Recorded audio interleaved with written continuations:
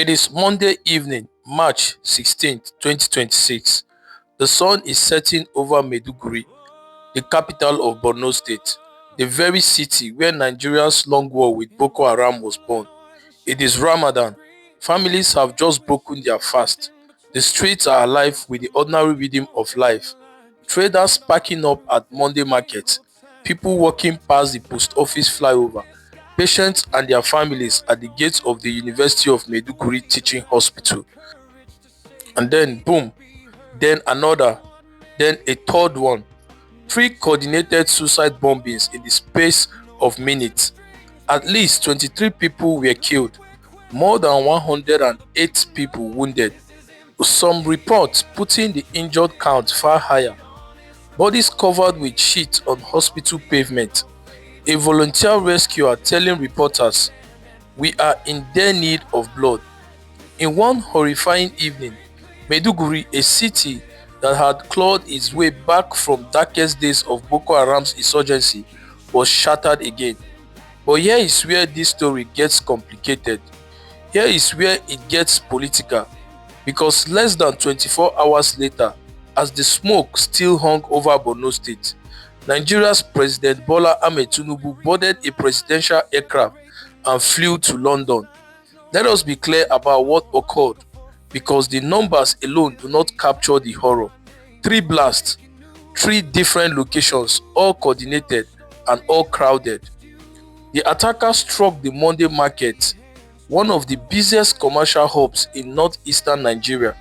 They hit the post office flyover, a popular pedestrian corridor, and they detonated at the gate of the University of Maiduguri Teaching Hospital, the very place people run to in a crisis. Eyewitness Mala Muhammad described the trap with chilling clarity. He said people fled the first blast at the market toward the post office exit and ran straight into the second bomb. The terrorists had anticipated the panic. They had engineered it. The Nigerian army confirmed that suspected Boko Haram suicide bombers had deployed multiple operatives into the city simultaneously, targeting the most crowded public spaces during the evening Ramadan rush.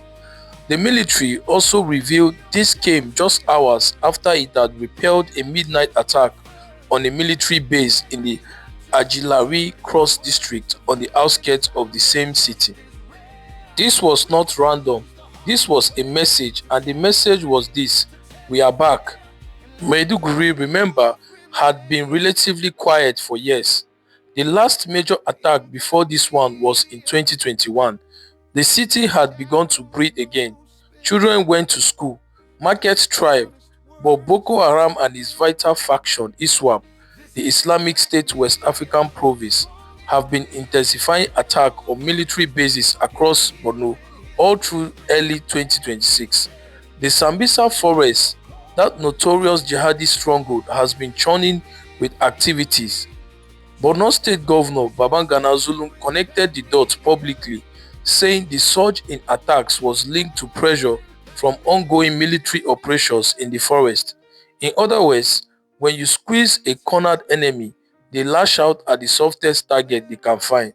And on March 16, those targets were ordinary Nigerians. The coalition of northern groups warned, Nigeria must never and will never revert to the dark times of bomb blasts, fear, and mass killings. But here is the question that was already forming on Nigerians' lips before the dust had settled. Where is the president?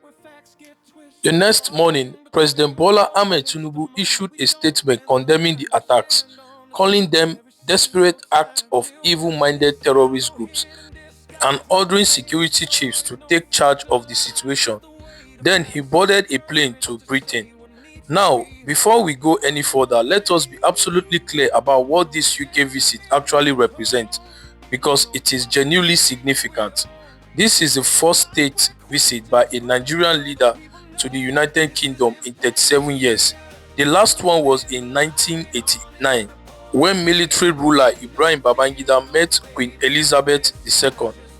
Before Tinubu, not a single democratically elected Nigerian president had ever been given this honor by the British monarchy. Not Obasanjo, not Yar'Adua, not Jonathan, not Buhari, nobody. Tinubu arrived at Stansted Airport on Tuesday afternoon. He and First Lady Oluremi Tinubu were received at Windsor Castle, making him the first Nigerian leader ever hosted there, since previous visits were at Buckingham Palace. King Charles and Queen Camilla rolled out the full ceremonial treatment, a state banquet, a private exhibition of Nigerian artifacts from the royal collections, meetings on interfaith dialogue, and the economic agenda was genuinely substantial. A landmark £746 million financing deal was signed between UK Export Finance and Nigerian authorities to refurbish the Lagos Port Complex and Tinkan Island Port.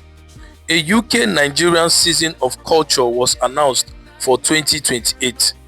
British fintech giant Wise agreed to enter the Nigerian market. Twinings Ovaltine launched a 24 million manufacturing facility in Lagos. Nigerian tech unicorns like Lemfi pledged £100 million investment in London over 5 years. 7 Nigerian banks are now operating on British soils, supporting over 1,000 UK jobs. Nigeria arriving not as a supplicant, they said, but as a strategic peer. The information minister called it an opportunity that cannot be missed. And objectively, the diplomatic optics are not wrong. UK-Nigerian trade hit £8.1 billion in 2025. A strategic partnership framework was already signed in November 2024. There's a large, vibrant Nigerian diaspora of over 270,000 in Britain. Security cooperation, including the fight against Boko Haram, was explicitly on the agenda. So here is where you must hold two realities at once. The visit is legitimate and the timing is devastating. London-based business owner Monica told Al Jazeera bluntly, "What is he coming here for? He needs to sort out the issues at home. Look at the state of the economy." Another Londoner, Patience Godwin, was even more withering.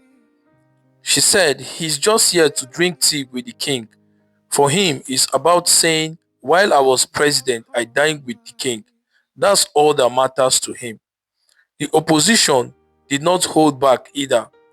Former Vice President Atiku Abubakar went straight for the jugular.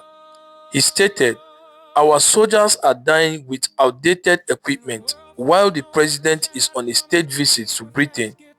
While body parts are being gathered in Borno."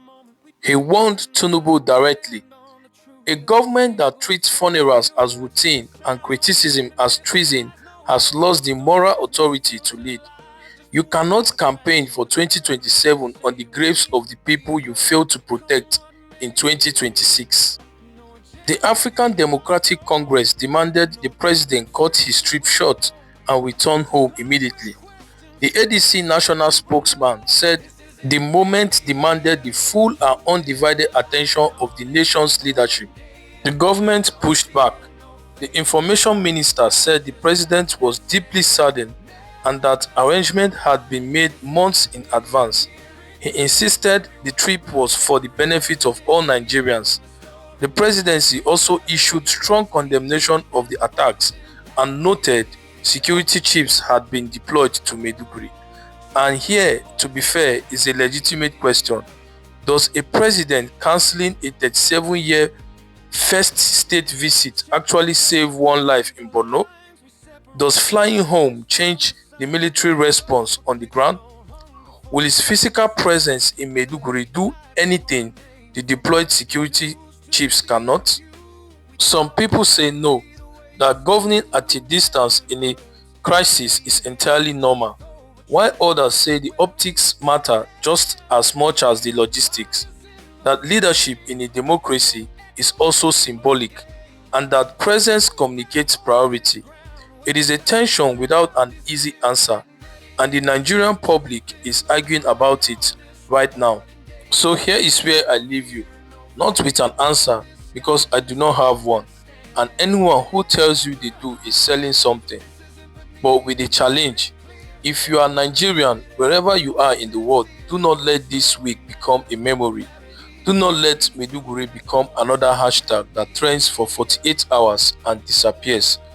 Do not let the grandeur of Windsor Castle become the story. The story is Borno. The story is 23 people who went to buy groceries and did not come home. Hold both things, the ambition and the accountability, the diplomacy and the dead, the reforms and the people still waiting for the reforms to reach them. Nigeria deserves leaders who can hold both things too.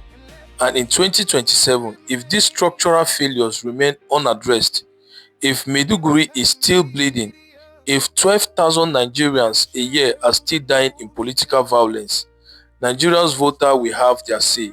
Drop your thoughts below. This conversation is not over. It is just starting. Don't forget to like, share and subscribe if you want the commentary that does not flinch. This is Impact Media. Thank you for listening. I will see you again in the next video. Bye for now.